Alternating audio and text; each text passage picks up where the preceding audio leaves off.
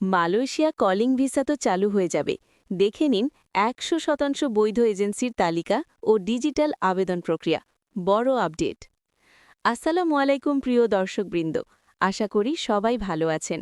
আজকে হাজির হয়েছি মালয়েশিয়া কলিং ভিসা সংক্রান্ত একটি গুরুত্বপূর্ণ আপডেট নিয়ে। কারণ এখন একটি বিষয় প্রায় নিশ্চিত যে মালয়েশিয়া কলিং ভিসা চালু হওয়ার পথে আছে।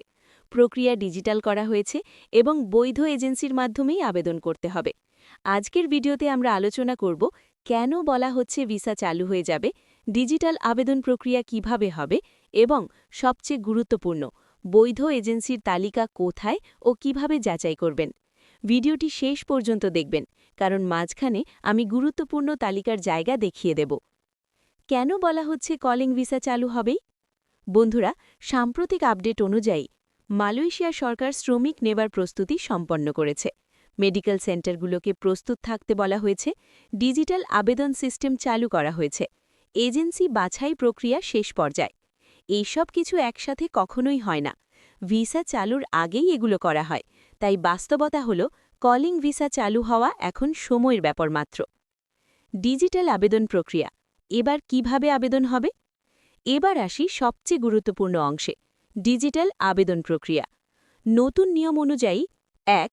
আবেদন হবে অনলাইন ডেটাবেসে, ২. পাসপোর্ট তথ্য ডিজিটালি আপলোড, ৩. নিয়োগকর্তার তথ্য সংযুক্ত, ৪.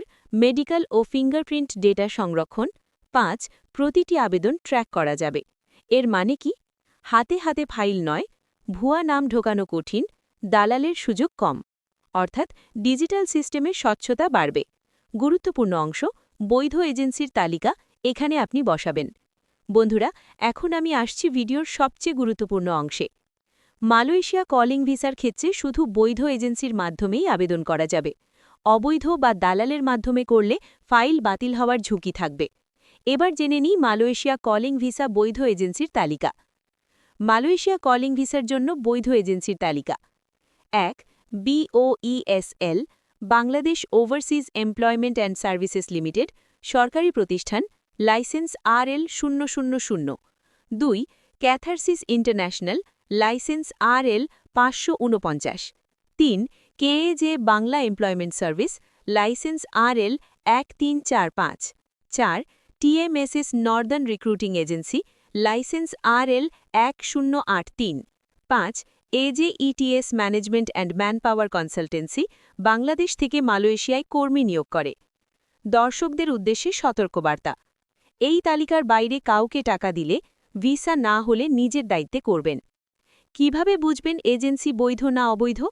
অনেকেই প্রশ্ন করেন, ভাই, এজেন্সি বৈধ কিনা বুঝব কিভাবে? সহজ কিছু উপায়। BMET লাইসেন্স নাম্বার আছে কিনা, অফিসের ঠিকানা ও সাইনবোর্ড, রসিদ ও চুক্তিপত্র দেয় কিনা, অনলাইনে নাম যাচাই করা যায় কিনা। নিশ্চিত ভিসা বললে সাবধান, শুধু ফেসবুক পেজ থাকলে সাবধান। শেষ কথা, এখন আপনার করণীয় কি? সব শেষে প্রিয় দর্শকদের জন্য গুরুত্বপূর্ণ পরামর্শ। দালালের কাছে যাবেন না, ডিজিটাল আবেদন ছাড়া বিশ্বাস করবেন না, বৈধ এজেন্সি ছাড়া টাকা দেবেন না, অফিসিয়াল আপডেট ফলো করুন। ইনশাআল্লাহ, যদি সবকিছু ঠিকঠাক চলে, তাহলে মালয়েশিয়া কলিং ভিসা খুব শিগগিরই বাস্তবে রূপ নেবে।